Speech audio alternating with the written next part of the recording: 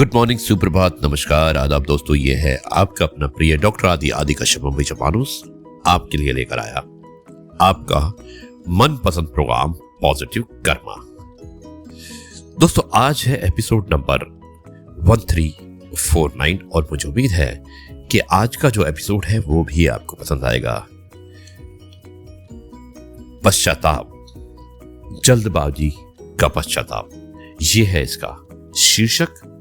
ज्यादा समय ना लेते हुए शुरुआत करता हूं इस कार्यक्रम की कुछ इस प्रकार। कहानी भेजने वाले हैं चंद्रभान टोंडे।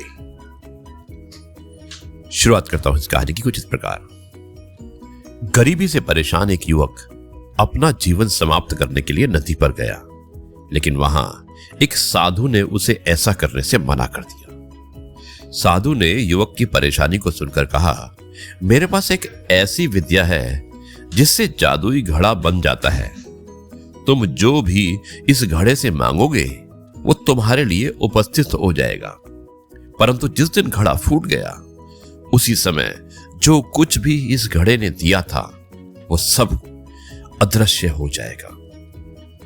साधु ने आगे कहा कि अगर तुम 2 वर्ष तक मेरे आश्रम में रहो तो ये घड़ा मैं तुम्हें दे सकता हूं, और अगर 5 साल तक आश्रम में रहोगे तो मैं ये घड़ा बनाने की विद्या तुम्हें सिखा दूंगा। अब तुम बताओ कि तुम क्या चाहते हो। युवक ने कहा, महाराज मैं तो 2 साल ही आपकी सेवा करना चाहूंगा।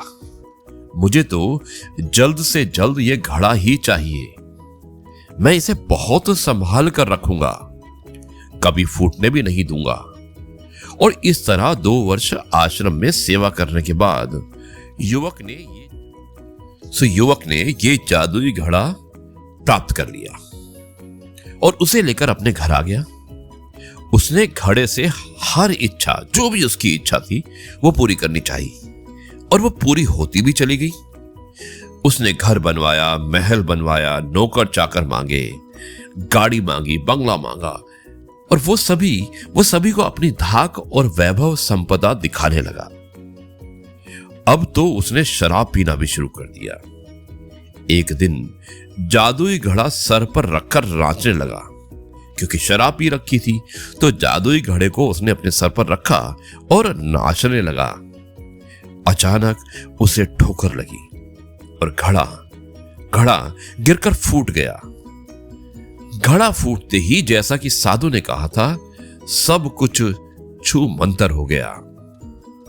अब युवक पश्चाताप करने लगा कि काश मैंने जल्दबाजी ना की होती और घड़ा बनाने की विद्या सीख ली होती तो आज मैं फिर से कंगाल नहीं होता।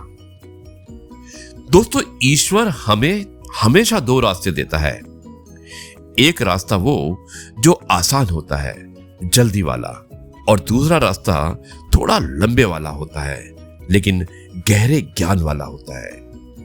ये हमें चुनना होता है कि हमें किस रास्ते पर चलना है।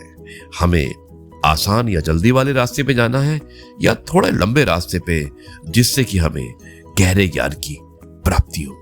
फैसला आपके हाथ में है कि आप किस रास्ते से जाना चाहेंगे। यह है आपका अपना प्रिय डॉक्टर आदि कश्यप मुंबई से मानुस।